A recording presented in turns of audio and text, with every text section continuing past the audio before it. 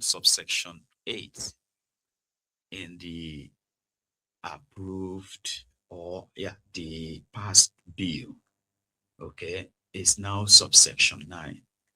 So yeah, they took him up on that in the Arise Studio yesterday. Oyedele, his response. So first thing is, in your opening comment, and I've seen that quite a bit in the past couple of days, that I said that the regulation in circulation is fake. So that's not what I said. Okay. What I said, because I was also granting an interview, and the reporter displayed a section of the law in the Gazette, and then the similar section in quotes in the harmonized version by the National Assembly, and was asking me whether that was indeed an alteration. And before then, I'd seen this report about all these sections that they claim were altered substantially. And the report was giving the impression that this was a report of the House of Representatives Committee investigating the matter. So I saw one of the sections, which I'm going to show you now, and I knew that was not in the Gazette, and they claim it was in the Gazette. So I called one of the lawmakers in the committee, and I said, just to clarify to you, your reports, you reference something that does not exist. And the guy said they haven't even met. So apparently, some people decided to write what alterations they thought were made, and it didn't come from the committee investigating it. Some people have done graphic design on top of it.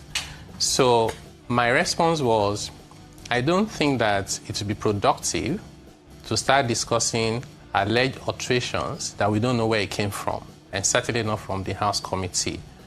So, and then some people reported it as me saying that the Gazette in circulation was fake. That's not what I said.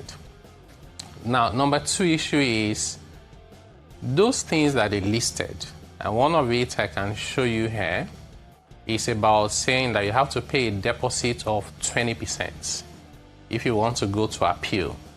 And that's under the Nigeria Tax Administration Acts, Section 41, subsection 8. That's what they've been quoting. Yes, and I can just give to Rufai.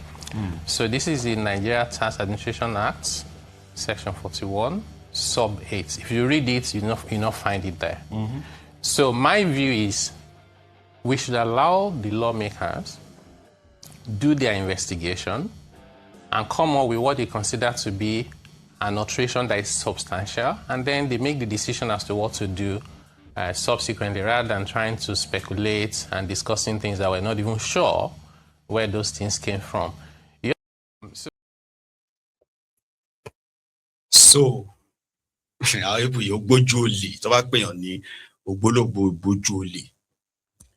now that guy is the consultant hired by Kolu, all right?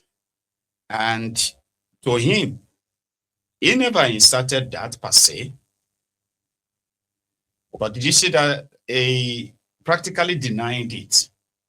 Okay, he said the lawmakers should investigate, because all these things they are saying, right? He can't say yes, he can't say no. So they should do their investigation. It is their job to investigate that the law they passed, okay, the bill they passed into law and signed by the president is the same that is about to be implemented. So 5 of these people who have actually pointed it out are now saying that gazetted bill should not be implemented, while others are saying, hey, why are you asking Tifnubu not to implement it? You've already passed something, right? If you have now discovered the fraud, there's forgery, you have to deposit 20% of the disputed this money or that, and the taxman go to your bank and take the money. If you fail to pay, can they just go to your bank and deduct it from your bank account? Well, yes, they can. Okay, I think. And that's what we legally said. But initially, when people picked that out and said, from January, or Benny, if you don't pay your tax, with your NIN or BBVN, all right, they could go to your bank and take it. This corny guy actually initially tried to downplay it because that's why he's trying to downplay it, and eventually said, yeah, then that's the last resort with Tifnumbu. They will start from the last. The one they should do last will be what they will do probably first. January were interesting. Very, very interesting. So it can't be the taxman just waking up and say, Rufai is owing us 2 million naira. Bank, give us the 2 million naira. No. You have to go through that process that involves stages of the courts to finally establish that that tax is indeed due and payable. Before you can now say, I give you notice to pay within 30 days. You refuse. I write to banks.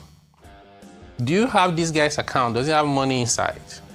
You know, so that process and that provision is in the current law. It's in this current law that we have. Right, that they can actually take money from their bank accounts. No, I'm saying that that power, first and foremost, is in the current law, right? But before you can get there, see the process you have to go through now. No, but in the end... it's possible. It happens everywhere in the world. Because you had gone ahead in one of your interventions saying that nobody can take money from your bank account. So what you are saying invariably is that they can actually, the taxman can actually take money from your bank account when you go through this process, right? So let me clarify it, because I know the headline tomorrow will not be that I say they can take money from a bank account. We're careful not to have a run on banks. I'm saying journalists. No. I'm not even. It may not even be you. What we have seen, the interview I granted was on channels. The guys that said I said this was fake was in channels. People pick those things and they write whatever they like. So we're saying this power of substitution is in the current law we operate. It has always been. That they can take money from the bank. The same way they can sell your house. The same way they can sell your car. So they can take more money. Wait, before they get to that point, is a very elaborate process. You will not go through that process to collect 1 million naira tax.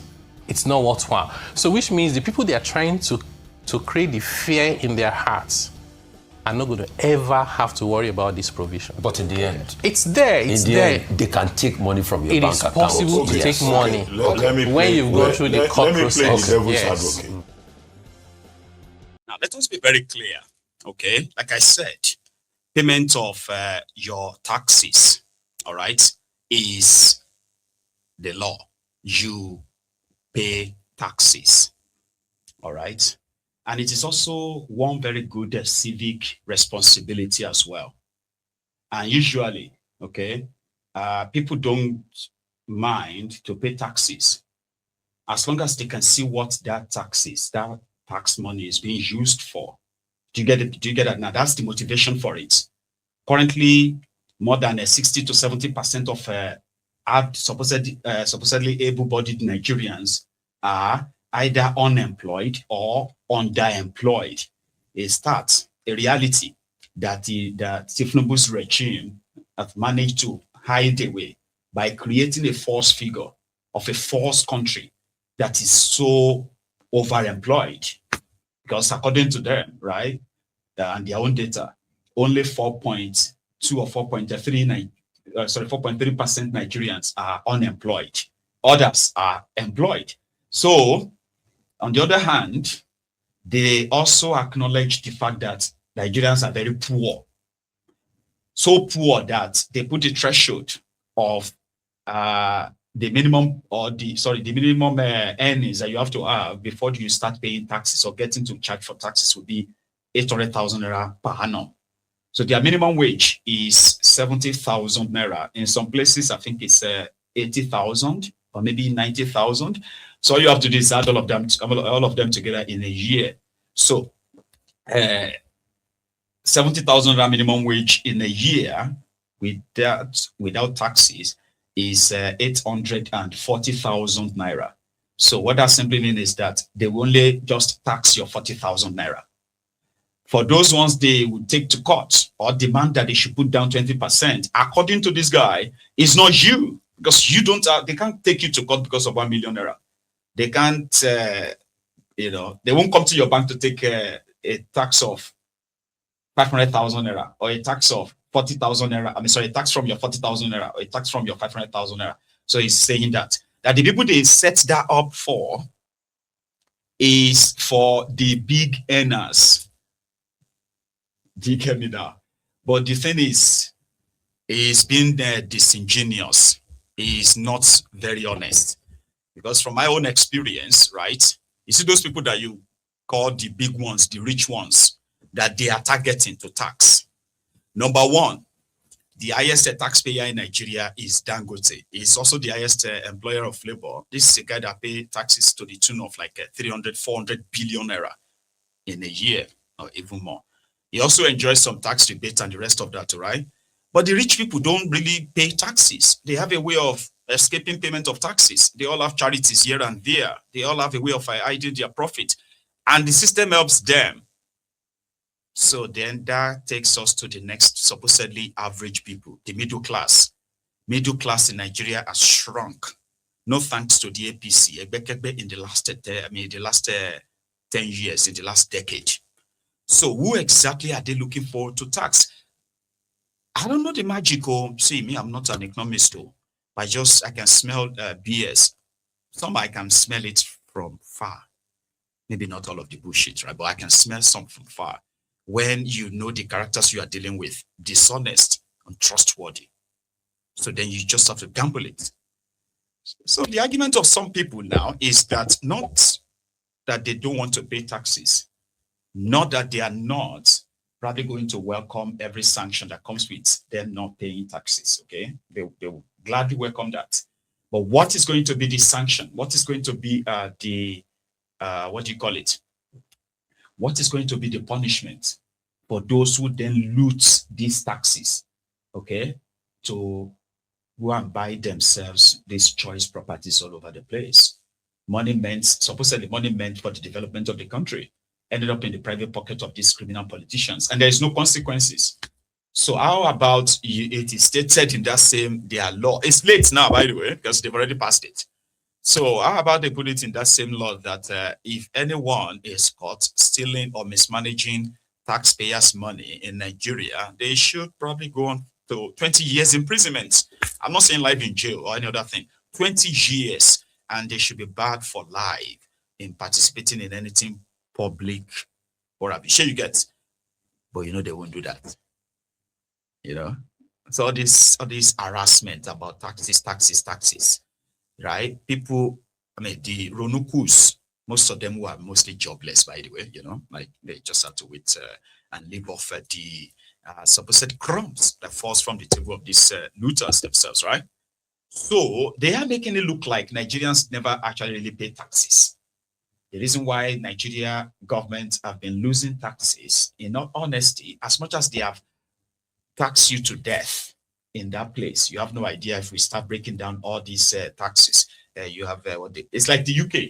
You have all these different taxes, income taxes, salary taxes, VAT, import duty, stamp duty, bank transfer charges. What else again? You have all these things that by the time you put everything together, what they take from you every day, bit by bit. But it's still never enough. It can't be enough because you can't tax poverty. Here you get me now. So they've doubled this, tripled that, you know, yet, despite the millions of Nigerians, supposedly the population, which is what they are somehow probably like building on. Yeah. Nigeria population.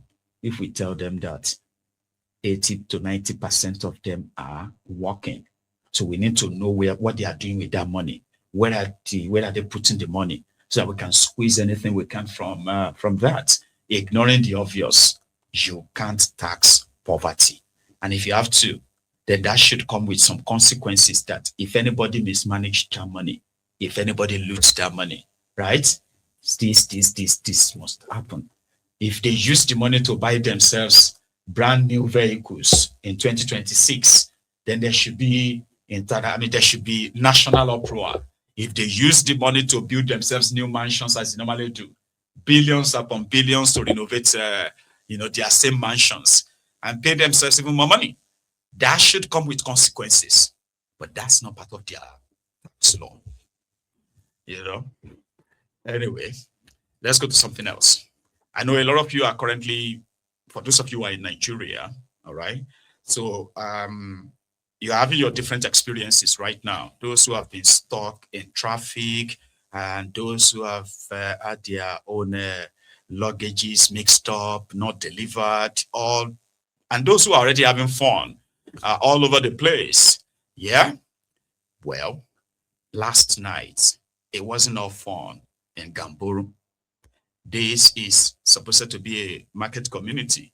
So just when they want to go for their Maghrib prayer, this was around 7 p.m., okay, in Gamburu market. It's a mosque in there, okay. A suicide bomber strode in, an ISWAP, alleged ISWAP, and detonated his suicide vest and took 5 worshippers with him inside the mosque in Borno State yesterday. Let me see if I still have that copy.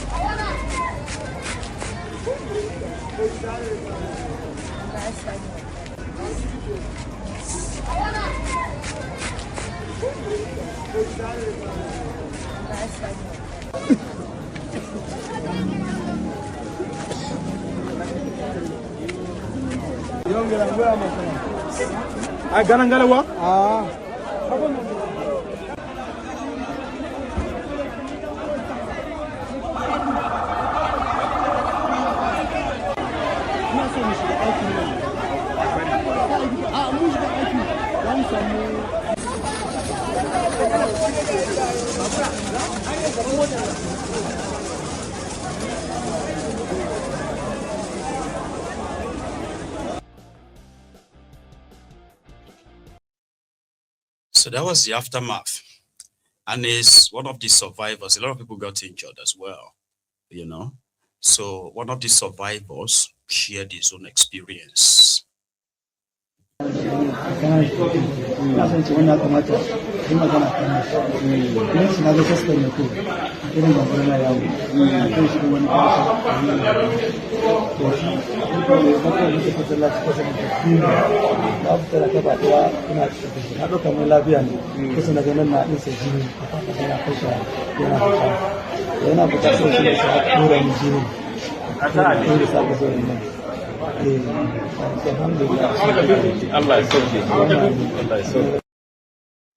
Alhamdulillah, that he's alive. You know what I mean? So, thanking God.